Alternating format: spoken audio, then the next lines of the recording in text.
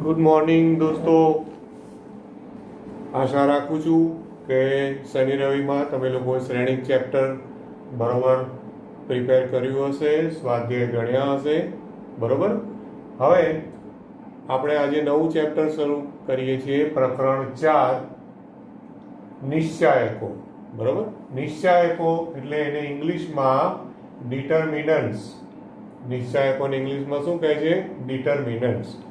હવે શરૂઆતમાં નિશ્ચાયકો જે છે એની થોડી સમજૂતી જોઈએ. જૂની બુકમાં પહેલા નિશ્ચાયક ચેપ્ટર આપેલું અને પછી શ્રેણિક આપેલું. હવે આ એનસીઆરટીની બુકમાં પહેલું શ્રેણિક છે અને પછી નિશ્ચાયક છે. હવે એનું એક રીઝન છે કે આ નવી બુક છે એનું જે એમને ઓર્ડર બદલ્યો ચેપ્ટરનો એ બરાબર છે. એનું રીઝન શું છે તો કે આપણે સુરેખ સમીકરણો હોય, સુરેખ સમીકરણને તમે કઈ રીતે લખો છો? સુરેખ સમીકરણ તમે 9મા 10મા ધોરણમાં પણ શીખ્યા છો. અને સંહતિ, સુરેખ સમીકરણ સંહતિ એટલે શું? બે સમીકરણો હોય, બરોબર છે. તો સુરેખ સમીકરણ સંહતિ, ધારો કે આપણે બે સમીકરણો આવા લઈએ, a1x plus b1y plus c1. આપણે પ્લસ c1 આપણી બુકમાં લેતા હતા, પણ હવે અહીંયા એ લોકોએ બદલ્યું છે શ્રેણિકના લીધે. ઇઝ ઇક્વલ ટુ c1 અચળ છે ને, plus c1 is equal to 0 લખો અથવા ઇઝ ઇક્વલ ટુ c1 લખો, બંને રીતે ચાલે. અહીંયા એ લોકો શ્રેણિક સમજાવવા માટે, શ્રેણિકને નિશ્ચાયકને કનેક્ટ કરવા માટે આ રીતે બતાવ્યું છે. પછી બીજું સમીકરણ છે a2x plus b2y is equal to c2. આ સમીકરણ સંહતિ હોય, બે સમીકરણો આપ્યા હોય તો એને છે ને સૌપ્રથમ શ્રેણિક સ્વરૂપમાં દર્શાવી શકાય. જે આપણે શ્રેણિક ચેપ્ટરમાં પહેલા એક બે કૂટ પ્રશ્નો મેં તમને ગણાયા હતા. તો એ કૂટ પ્રશ્નોમાં તમને યાદ હશે કે વિગતો જે આપેલી એ વિગતોને આપણે શ્રેણિક સ્વરૂપમાં લખેલી, બરોબર છે. તો એવી જ રીતે આ સુરેખ સમીકરણને પણ શ્રેણિક સ્વરૂપમાં દર્શાવી શકાય. જો આને આ રીતે લખી શકો છો તમે.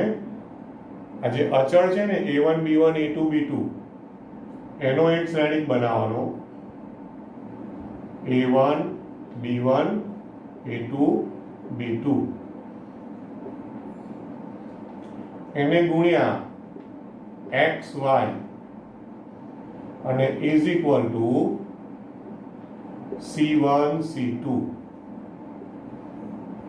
આ રીતે શ્રેણિક સ્વરૂપમાં દર્શાવાય છે. ગુણાકાર જે લોકોએ શનિ રવિમાં પ્રેક્ટિસ કરી હશે તો ખ્યાલ હશે કે આને ગુણાકાર કરો, પહેલી હાર પહેલો સ્તંભ, તો a1x પ્લસ b1y અને સમાનતા મુજબ ઇઝ ઇક્વલ ટુ c1. તો પહેલું સમીકરણ બન્યું.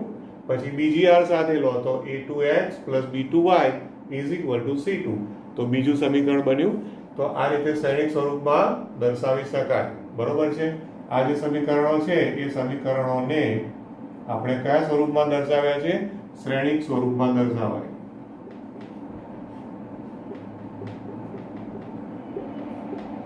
શ્રેણિક સ્વરૂપમાં દર્શાવાય.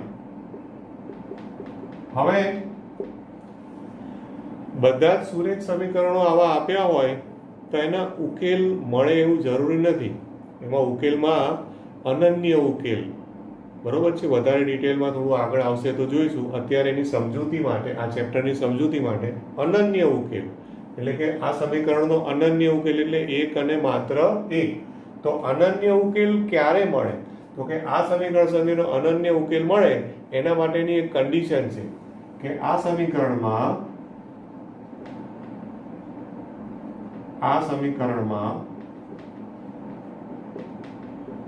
જો a1 b2 minus a2 b1 is not equal to 0. શું શરત આપી છે? ફરી એકવાર જોઈ લો. a1 b2 minus a2 b1 not equal to 0.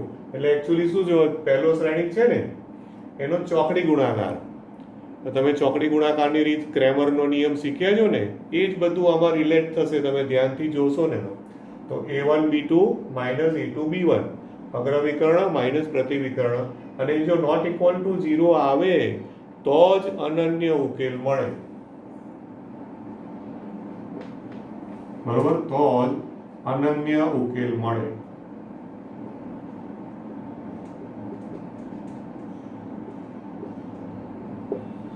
Right, આ એની સમજૂતીમાં આપેલું છે વિગત. એટલે જો આ સમીકરણ સહમતીને તમારે શ્રેણિકની મદદથી પણ ઉકેલવાનું કંઈ પણ આવે દાખલો, તો એમાં આ શરત છે કે આ સમીકરણ સહમતીનો અનન્ય ઉકેલ ક્યારે મળે, તો કે A1B2 minus A2B1 is not equal to 0. બરોબર છે, રાઈટ. તો હવે થયું શું છે કે આ જે A1B2 માઇનસ A2B1 છે ને, હવે આપણે ચેપ્ટરના ટાઇટલ તરફ જઈ રહ્યા છીએ. A1B2 માઇનસ A2B1 જે મૂલ્ય મળ્યું, એ મૂલ્યને આ શ્રેણિક છે, એ શ્રેણિકને જો હું A નામ આપું, શ્રેણિક A, જો આ શ્રેણિક A છે, સપોઝ A1B1 A2B2 A1B1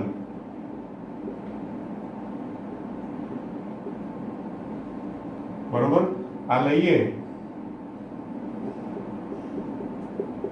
તો આ જે A1B2 માઇનસ A2B1 જે મૂલ્ય મળ્યું, શૂન્યેતર, નોટ ઇક્વલ ટુ 0 મળ્યું. બરોબર છે, તો A1B2 માઇનસ A2B1 આને આ શ્રેણિક A નો નિશ્ચાયક કહેવાય છે. એને શ્રેણિક A નો એનું નિશ્ચાયક કહે છે. શ્રેણિક A નું નિશ્ચાયક.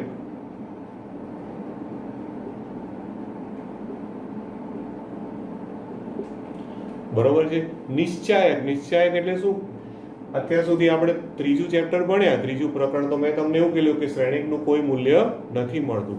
તો હવે આ ચેપ્ટરમાં એમણે શું કર્યું કે આ શ્રેણિકને સંગત, આ શ્રેણિક A1B1 A2B2 છે એને સંગત એમણે એક વાસ્તવિક સંખ્યાને સાંકળી. એ વાસ્તવિક સંખ્યા કઈ સાંકળી?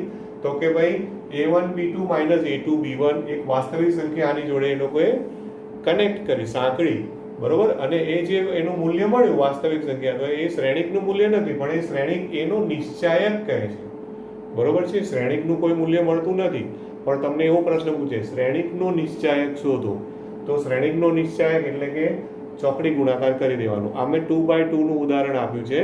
બરોબર છે, ટેક્સ્ટ બુક ખુલ્લી રાખશો, જો તમે આ ચેપ્ટર ભણતા પણ ટેક્સ્ટ બુક ખુલ્લી રાખશો તો તમને એક્ઝેક્ટલી સેમ વસ્તુ એમાં જોવા મળશે. ઓકે, તો આને શ્રેણિક એનો નિશ્ચાયક કહે છે, જેને સંકેતમાં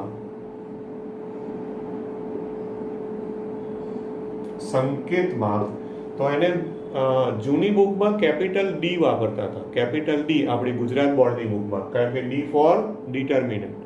હવે એ લોકોએ ડી સંકેત કાઢી નાખ્યો છે, અને એની માટે એ લોકોએ એકચ્યુઅલી 3 સંકેત આપ્યા છે. 3 માંથી તમારે જે યુઝ કરવો હોય. સંકેતમાં એક આવું લખે છે, ડિટર્મિનન્ટ આવું લખશે, DET અને પછી A, એટલે ડિટર્મિનન્ટ ઓફ A. અથવા તો એક આવો સંકેત છે.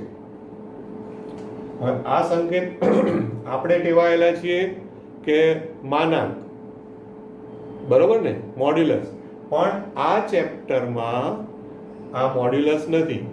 આને શું બોલવાનું? આ માનાંક નથી. આને શું બોલવાનું? નિશ્ચાયક A. શું બોલવાનું? નિશ્ચાયક A. અને અથવા હજી એનો ત્રીજો સંકેત છે, એ છે ડેલ્ટા. ડેલ્ટા. તો આ 3 માંથી કોઈ પણ સંકેત વડે તમે દર્શાવી શકો છો.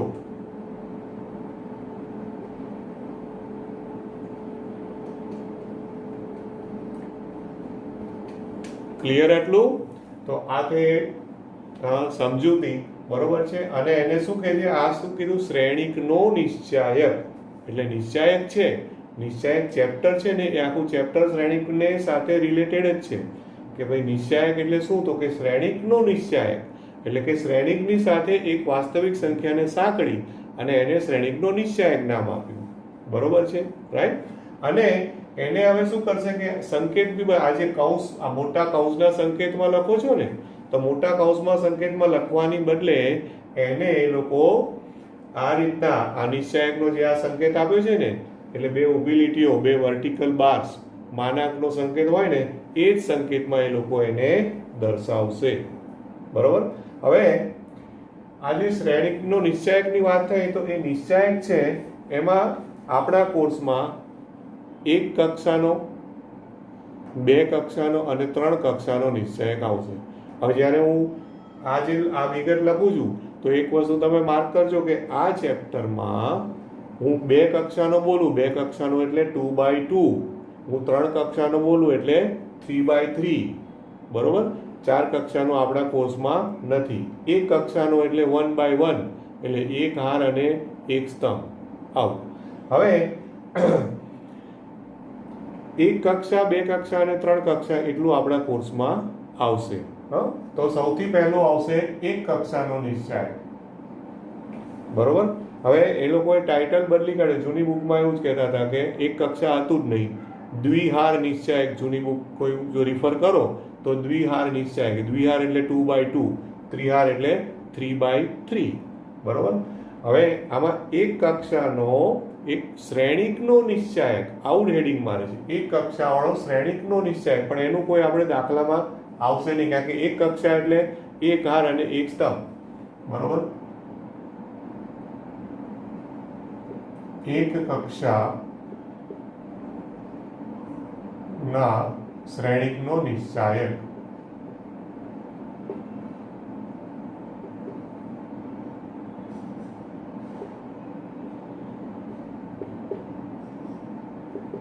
એટલે ધારો કે શ્રેણિક A, જો શ્રેણિક A આવો હોય, એમાં એક જ ઘટક, 1 હાર ને 1 સ્તંભ, તો એના નિશ્ચાયકનું મૂલ્ય શું થાય? તો કે એના નિશ્ચાયકનું મૂલ્ય એ પોતે જ, કારણ કે એમાં તો કોઈ ચોકડી ગુણાકારનો કોઈ સવાલ જ નથી. અહીંયા 2/2 ના ઉદાહરણમાં ચોકડી ગુણાકાર કર્યો, અહીંયા તો ચોકડી ગુણાકાર આવે જ નહીં. બરોબર છે. એટલે આમાં હવે વધારે ડિટેલમાં જવાની જરૂર નથી, આવા કોઈ દાખલા કે કશું આવવાનું નથી. ત્યાર પછી બીજું આવશે, એ છે 2 કક્ષાવાળા, 2 કક્ષાવાળા અથવા તો 2 કક્ષાના શ્રેણિકનો નિશ્ચાયક. બરોબર.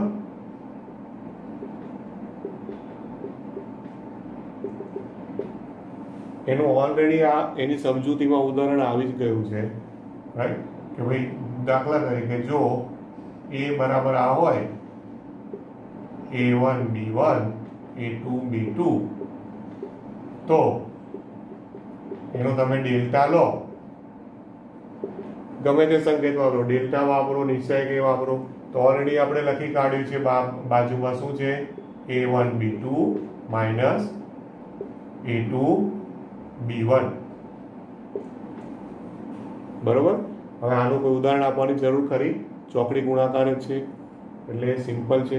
હવે ઇમ્પોર્ટન્ટ આવ્યું છે 3 કક્ષાનો. 3 કક્ષા એ ધ્યાનથી જોજો, 3 કક્ષામાં ગડબડ થશે અને 3 કક્ષાના દાખલા જ મેક્સિમમ પૂછાય છે. તો નેક્સ્ટ આવશે એ છે 3 કક્ષાનો. 3 કક્ષાના શ્રેણિકનો નિશ્ચાયક.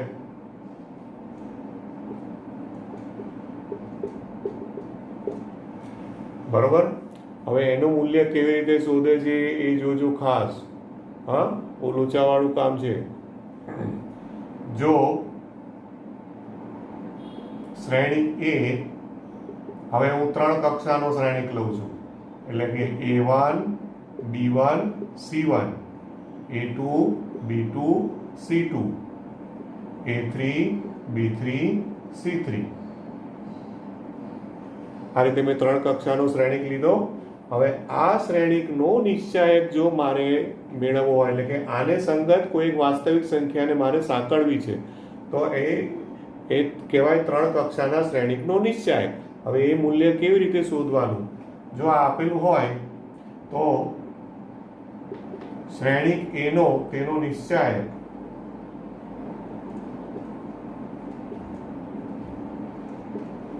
હવે બરાબર ધ્યાન આપજો,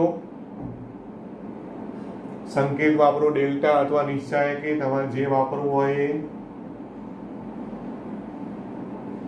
હવે એને આ રીતના સંકેતમાં લખવાનું છે, A1 B1 C1 A2 B2 C2 A3 B3 C3.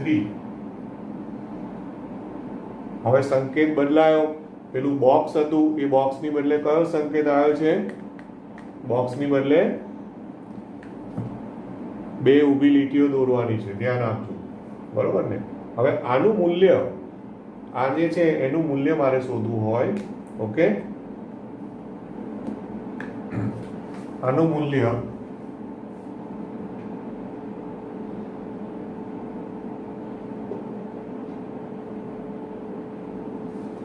બરોબર.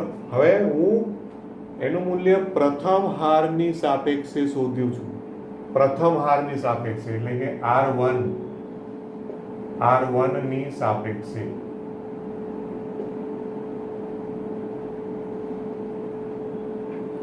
કોની સાપેક્ષે છે? R1 ની સાપેક્ષે. આ ખાસ ધ્યાન રાખજો, તમે R1 ની સાપેક્ષે પણ શોધી શકો, R2 R3 હમણાં હું સમજાવું છું. હવે એનું મૂલ્ય ડેલ્ટા ઇઝ ઇક્વલ ટુ,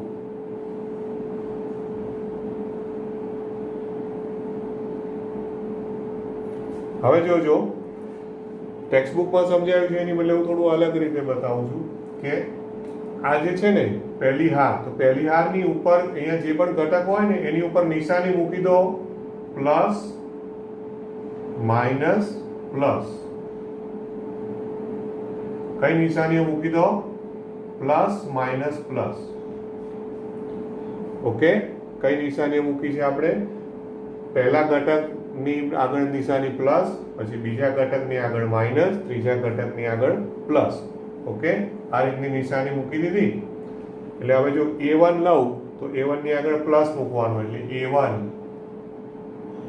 હવે મોસ્ટ ઇમ્પોર્ટન્ટ વસ્તુ, A1 ગુણ્યા, તો તમારે શું કરવાનું? A1 હોય ને તો A1 ના સ્થાનના હાર અને સ્તંભના ઘટકો કાઢી નાખો. મતલબ શું કાઢી નાખવાનું? પહેલી હાર, પહેલો સ્તંભ કાઢી નાખો. હવે પહેલી હાર અને પહેલો સ્તંભ કાઢી નાખો, બરોબર છે? તો આટલું આ જે આવશે ને, આટલા ઘટકો વધે. કયા ઘટકો વધ્યા? B2 C2 B3 C3 વધ્યા. એનો ચોકડી ગુણાકાર કરો, કારણ કે એ તો 2/2 છે ને, તો 2/2 નું મૂલ્ય તો ઉપર જોયું, તો એના પ્રમાણે એનું મૂલ્ય શું થાય? B2 C3 minus B3 C2 થાય. એ અહીંયા લખો, તો B2 C3 minus B3 C2. પછી B1 ની આગળ કઈ નિશાની લેવાની? માઇનસ. હવે એના કૌંસમાં શું કરશો? તો કે હવે B1 નું સ્થાન શું છે બોલો? તો B1 નું સ્થાન છે પહેલી હાર, બીજો સ્તંભ. તો પહેલી હાર અને બીજા સ્તંભના ઘટકો કાઢી નાખો. એ કાઢી નાખો તો કયા ઘટકો વધશે? પહેલી હાર ને બીજો સ્તંભ ગયા તો શું વધશે? A2 C2 A3 C3. આટલા વધે ને, A2 C2 A3 C3. એનો ચોકડી ગુણાકાર કરો, તો એનો ચોકડી ગુણાકાર શું થશે? A2 C3 A2 C3 minus A3 C2. બરોબર છે? A2 C3 minus A3 C2. હવે ત્રીજો ઘટક આવ્યો C1. C1 ની આગળ નિશાની મૂકવાની પ્લસ. હવે C1 નું સ્થાન કયું છે? તો કે ભાઈ પહેલી હાર, ત્રીજો સ્તંભ. તો પહેલી હાર ને ત્રીજો સ્તંભ કાઢી નાખો. તો પહેલી હાર ને ત્રીજો સ્તંભ ગયા તો કયા ઘટકો વધશે? પહેલી હાર ને ત્રીજા સ્તંભના ઘટકો કાઢી નાખો, તો A2 B2 A3 B3 વધશે. તો એનો ચોકડી ગુણાકાર અહીંયા લખો, તો A2 B3 minus A3 B2.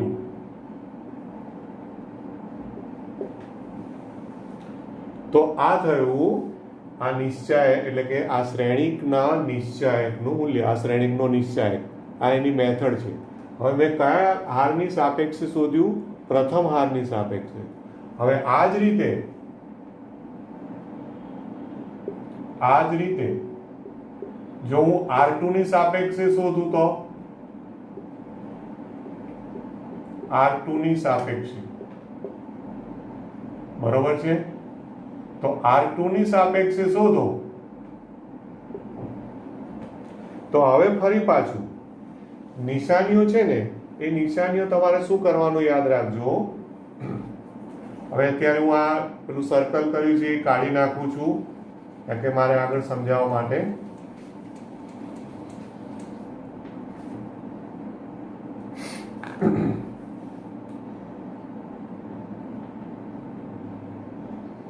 A3 B3 C3. હવે આ જે નિશાનીઓ લખી છે ને મેં, પ્લસ માઇનસ પ્લસ, તો પ્લસ માઇનસ પ્લસ એટલે શું કહેવાય? ઓલ્ટરનેટ નિશાનીઓ છે ને, તો એ જ ઓલ્ટરનેટ નિશાનીઓ ચલાવો. એટલે પ્લસ માઇનસ પ્લસ, તો પછી શું આવે? Minus plus minus plus minus plus. Alternate જ જવાનું. જો plus minus plus minus plus minus plus minus plus, આ નિશાની. હવે બીજી આરની સાપેક્ષે લઉં છું તો પહેલો ઘટક છે A2, તો A2 ની આગળ નિશાની શું લેવાની? માઇનસ લેવાની. એટલે કે delta is equal to delta, તો A2 ની આગળ લેવાનું માઇનસ, તો માઇનસ કરો. હવે A2 નું સ્થાન છે એ ઘટકો કાઢી નાખો. A2 નું સ્થાન શું છે? તો કે ભાઈ બીજી હાર પહેલો સ્તંભ, બીજી હાર પહેલો સ્તંભ ગયા, તો બીજી હાર અને પહેલો સ્તંભ કાઢો તો કયા ઘટકો વધે છે? તો કે ભાઈ B1 C1 B3 C3 વધે, તો એનો ચોકડી ગુણાકાર કરો, બરોબર? તો B1 C3 minus B3 C1, B1 C3 minus B3 C1. પછીનો ઘટક છે B2, તો B2 ની આગળ નિશાની શું છે? Plus B2.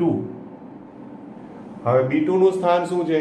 તો કે ભાઈ બીજી હાર બીજો સ્તંભ, તો બીજી હાર ને બીજો સ્તંભ કાઢી નાખો, તો બીજી હાર ને બીજો સ્તંભ ગયા એટલે કયા ઘટકો વધે છે? A1 C1 A3 C3, તો A1 C1 A3 C3 નો ચોકડી ગુણાકાર કરો, એટલે કે A1 C3 minus A3 C1. અને છેલ્લો ઘટક છે C2, C2 ની આગળ નિશાની કઈ મૂકવાની છે? Minus C2. C2 નું સ્થાન કયું છે? બીજી હાર ત્રીજો સ્તંભ, બીજી હાર ત્રીજો સ્તંભ કાઢી નાખો, તો બીજી હાર ને ત્રીજો સ્તંભ ગયા તો શું વધે છે ઘટકો? A1 B1 A3 B3 વધે, તો A1 B1 A3 B3 નો ચોકડી ગુણાકાર, એટલે કે A1 B3 minus A3 B1. તો આ થયું બીજી હારની સાપેક્ષે, બરોબર છે. હવે મને કહો એન્ડ સો ઓન, તમે શ્રેણિકનો નિશ્ચાયક, શ્રેણિક જે છે એ શ્રેણિક A નો નિશ્ચાયક, બરોબર છે, એટલે કે ડેલ્ટા અથવા તો જે પણ સંકેત આપો નિશ્ચાયક A, એ કેટલી રીતે શોધી શકશો? બોલો. કોઈ કહેશે નિશ્ચાયક નું મૂલ્ય એટલે કે શ્રેણિકના નિશ્ચાયક નું મૂલ્ય કેટલી રીતે શોધી શકાય? તો પહેલું મેં R1 નું ઉદાહરણ આપ્યું, પછી R2 નું આપ્યું, R1 R2 R3 ત્રણ રીત થઈ. આ ત્રણ જ રીત છે? તો કે ના, હજુ બીજી ત્રણ રીત છે. કઈ? તો કે C1 ની સાપેક્ષે પણ શોધી શકો, C2 ની સાપેક્ષે પણ શોધી શકો અને C3 ની સાપેક્ષે પણ શોધી શકો. હા, બરોબર. C1 ની સાપેક્ષે શોધો તો નિશાની શું લેવાની? Plus minus plus. C2 લો તો માઇનસ પ્લસ માઇનસ, C3 લો તો પ્લસ માઇનસ પ્લસ. સેમ, એમાં કોઈ ફરક નહીં. પણ જે હાર કે જે સ્તંભની સાપેક્ષે શોધો તો નિશાનીઓનું ધ્યાન રાખવાનું. તો કુલ કેટલી રીતે નિશ્ચાયક શોધી શકો છો તમે? હા, શ્રેણિક A નો નિશ્ચાયક અહીંયા લખ્યું છે એન્ડ સો ઓન. શ્રેણિક A નો નિશ્ચાયક ડેલ્ટા અથવા તો નિશ્ચાયક A, જે પણ સંકેત વાપરો, કુલ 6 રીતે. કેટલી રીતે? 6 રીતે શોધી શકાય.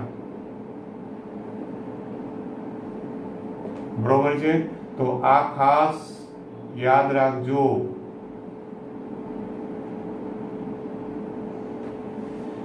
બરોબર. તો હવે કન્ફ્યુઝન થાય કે ભાઈ તમે આટલું બધું ઘણા કે ભાઈ સર તમે એક જ રીત શીખવાડો ને R1 શીખવાડો, આટલું બધું કન્ફ્યુઝન કેમ?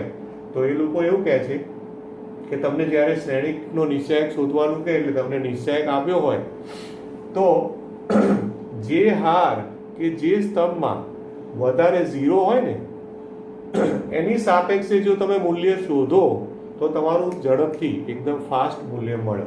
જેમ સપોઝ કે ભાઈ બીજી હારમાં મને અહીંયા 2 0 આપ્યા છે અથવા તો એને પ્રક્રિયા કરતા 2 0 મને બીજી હારમાં મળ્યા, તો પછી હું પહેલી હારની સાપેક્ષે મૂલ્ય નહીં શોધું, હું શું કરીશ? બીજી હારની સાપેક્ષે શોધીશ. ભાઈ ધારો કે મને ત્રીજા સ્તંભમાં 0 દેખાય છે, 2 0 છે કે 1 0 છે, બાકી ક્યાંય 0 નથી, તો હું ત્રીજો સ્તંભ લઈ અને મૂલ્ય શોધી શકું. તો જે 0 હોય ને એ 0 વાળું કેમ ઝડપથી પતી જાય? કારણ કે બહાર જે બ્રેકેટની બહાર જે ઘટક હોય ને એ 0 હોય, એટલે ભાઈ 0 સાથે કૌંસમાં જે પણ ચોકડી ગુણાકાર હોય એ ચોકડી ગુણાકાર કરવાનો જ નહીં, કારણ કે એની સાથે બહાર 0 છે, કારણ કે અહીંયા ઘટક 0 હશે એટલા માટે. બરોબર છે? રાઈટ? તો આટલું ક્લિયર થાય છે. આ એક કક્ષાના શ્રેણિકનો નિશ્ચાયક, બે કક્ષાના શ્રેણિકનો નિશ્ચાયક અને 3 કક્ષાના શ્રેણિકનો નિશ્ચાયક, અને એનું મૂલ્ય કેટલી રીતે શોધાય છે? 6 રીતે. ઓકે. અને હવે આપણે આના 1-2 દાખલાઓ જોઈએ.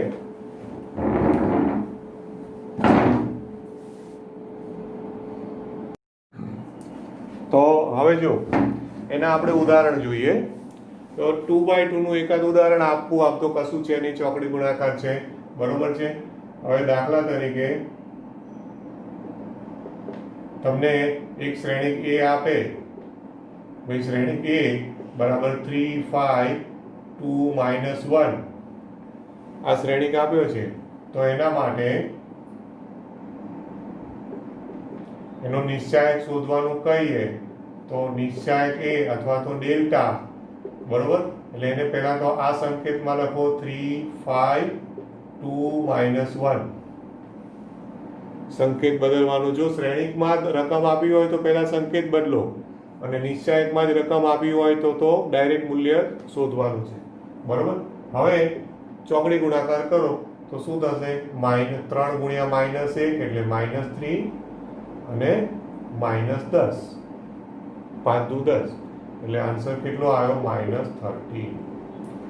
એટલે 2/2 માં બહુ કંઈ વધારે મારે તમને કહેવાનું નથી. હવે આની અંદર ત્રિકોણમિતિ આવે, cos θ, sin θ, tan θ કંઈ બી આવે, પણ આવું ચોકડી ગુણાકાર જ કરવાનો. અને એમાં કદાચ કોઈ નિત્ય સમનો ઉપયોગ આવી જાય, કોઈ ગુણિત ઉપગુણિત સરવાળા સૂત્ર આવું કંઈ પણ આવી જાય, પણ હોય 2/2 ચોકડી ગુણાકાર કરવાનો. દાખલા તરીકે હું તમને કહું, શ્રેણિક B ધારો કે આવું આપ્યું છે અહીંયા sin θ cos θ. બરોબર છે? અને પછી એ જ રીતે સપોઝ અહીંયા આપ્યું છે, કંઈ પણ આપ્યું હોય, sin θ sin θ ગમે તે આપી શકે. હવે જરૂરી નથી કે ત્રિકોણમિતિનું કોઈ સૂત્ર, આ તો જસ્ટ મેં એમ જ તમને લીધું છે.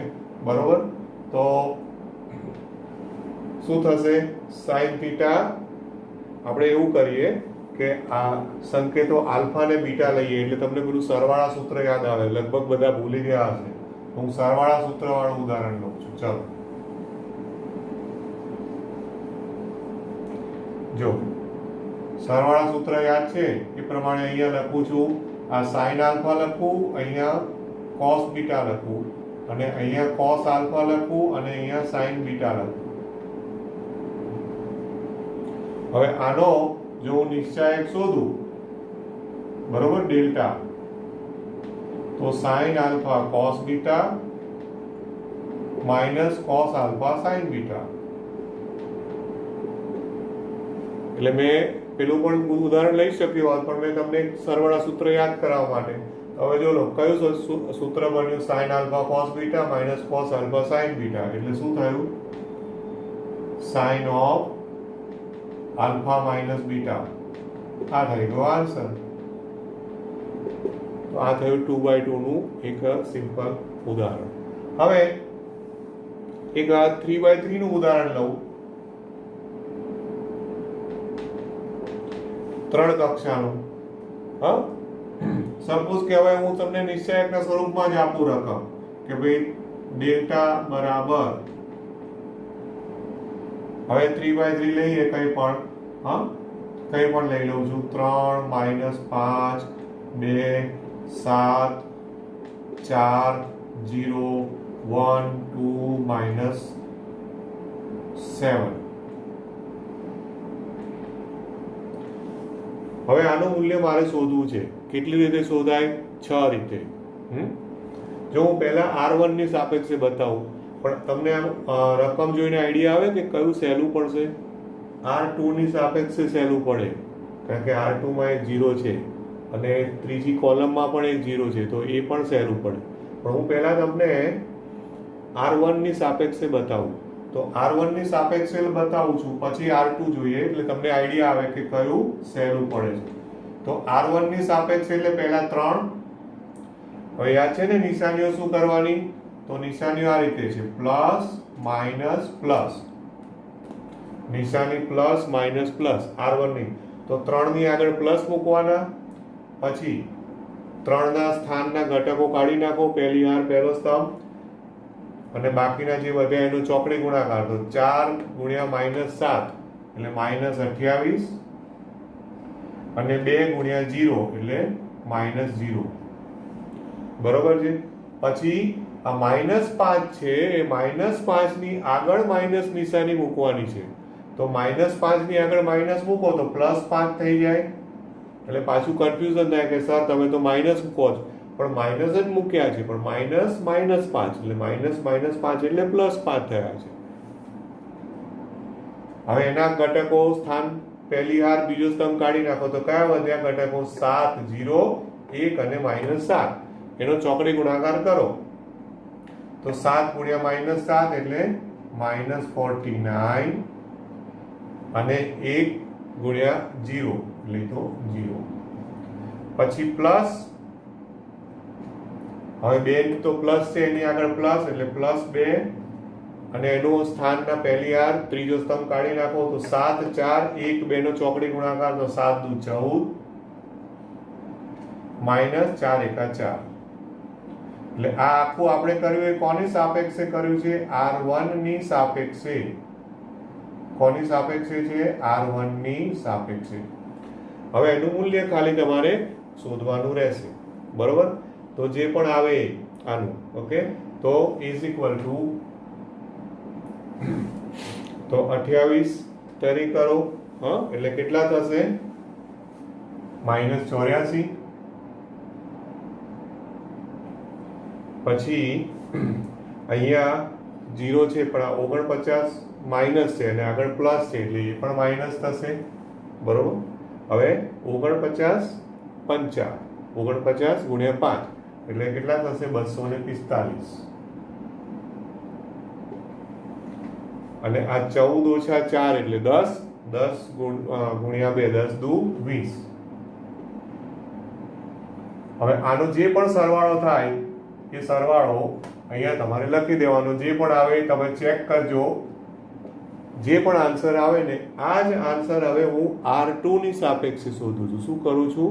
R2 ની સાપેક્ષે. તો અથવા R2 ની સાપેક્ષે શોધું. બરોબર? R2 ની સાપેક્ષે ડેલ્ટા ઇઝ ઇક્વલ ટુ, હવે R2, તો R2 માં નિશાની શું આવશે? Minus plus minus. નિશાની શું લેવાની? Minus plus minus. એટલે 7 ની આગળ માઇનસ મૂકવાના એટલે -7 ગુણ્યા, હવે -7 ને અનુરૂપ હાર ને સ્તંભ કાઢી નાખો એટલે આ બીજી હાર પહેલો સ્તંભ ગયા. બરોબર? હવે બીજી હાર ને પહેલો સ્તંભ કાઢી નાખો, પછી જે વધે કયા ઘટકો વધે? -5 2 ને -7 એનો ચોકડી ગુણાકાર કરો તો માઇનસ માઇનસ પ્લસ 7 × 5 = 35, અને 2 દુ 4 -4. પછી +4 ની આગળ પ્લસ મૂકવાના છે એટલે +4, હવે એની સાથે શું ગુણશો તો બીજી આર ને બીજો સ્તંભ ગયા, તો બીજી આર ને બીજો સ્તંભ ગયા એટલે કયા ઘટકો વધ્યા છે? બીજી આર બીજો સ્તંભ ગયા એટલે 3, 2, 1 અને -7. એનો ચોકડી ગુણાકાર કરો તો 7 તેરી -21 અને આ 1 અને 2 એટલે -2. હવે ફાયદો શું થયો ખબર છે? આ 0 છે અને 0 ની આગળ માઇનસ છે, પણ 0 સાથે કંઈ પણ ગુણાય, કૌંસમાં જે ગુણવાનું છે ચોકડી ગુણાકાર, એ કરવાની જરૂર જ નથી. કેમ નથી? કારણ કે ઓલરેડી બાર 0 છે એટલે એ ગયું. તો શું ફાયદો થયો? 0 વાળી હારની સાપેક્ષે કરો તો તમારી એટલી ગણતરી થોડી ઈઝી થાય. બીજું કશું નથી. બાકી તમે કોઈ પણ હાર કે કોઈ પણ સ્તંભની સાપેક્ષે મૂલ્ય શોધી શકો છો, નો પ્રોબ્લેમ. પછી હવે આનો જે પણ આન્સર આવે એ તમે ચેક કરી જોજો. આ -7 ગુણ્યા આ 31 છે અને +4 ગુણ્યા આ -23 છે. બરોબર છે? તો હવે આ થયા 7 તારી 21, 210 અને 217. બરોબર? અને આ 23 ચોક કરવાના છે એટલે એ થશે 92. હવે આનો જે જવાબ આવે અને અહીંયા જે જવાબ આવે એ તમે વેરીફાઈ કરજો, બંને મૂલ્યો સરખા જ આવશે. અને આવી રીતે ખાલી R1 ને R2 નહીં, R3 લો, C1 લો, C2 લો, C3 લો, કંઈ પણ લો, તમારે સેમ જ જવાબ આવશે 6 રીતે. ઓકે, તો આ જે છે ને આજે આજના સેશનમાં આપણે જે જોયું એમાં ચેપ્ટરની ઇન્ટ્રોડક્શન, એની શરૂઆત થઈ અને સ્વાધ્યાય 3.1 સુધીનો ટોપિક લગભગ આપણો પૂરો થાય છે. પેલા સંકેતો હતા ને બેઝિક ક્રિયાઓ શ્રેણિકમાં, એ જ બધી ક્રિયાઓ આ ચેપ્ટરમાં પણ પાછી આવશે. એટલે મહેરબાની કરીને જો શ્રેણિક ના કર્યું હોય તો પૂરું કરજો. ઓકે, 11:30 કે સેશન જ્યારે આપણું હોય ત્યારે બધાએ કમ્પલસરી હાજર રહેવાનું છે. પછી મારા ચેનલ યુટ્યુબમાં પડ્યું જ હશે એટલે તમે ગમે તેટલી વાર રિપીટ જોઈ શકો છો. ડાઉનલોડ કરી લેવાનું એટલે તમારો ડેટા પેક ના વપરાય. તમારા સિવાય તમારા કોઈ ફ્રેન્ડ, સ્ટુડન્ટ્સ કોઈને પણ જોવું હોય, જોવાની છૂટ, તમે એમને શેર કરી શકો છો. લિંક સબસ્ક્રાઇબ કરી શકે છે, નો પ્રોબ્લેમ. બરોબર? એવું નથી કે ખાલી આપણા સ્ટુડન્ટ્સ જ જોવે, પણ તમે લોકો તો કમ્પલસરી આ 3. આ સ્વાધ્યાય 4.1 હોમવર્કમાં પૂરું કરજો. હોમવર્ક તમારું રહેશે સ્વાધ્યાય 4.1. ઓકે, બસ હવે બીજું જે ટોપિક છે આપણે નેક્સ્ટ સેશનમાં જોઈશું. Okay, thank you, bye bye.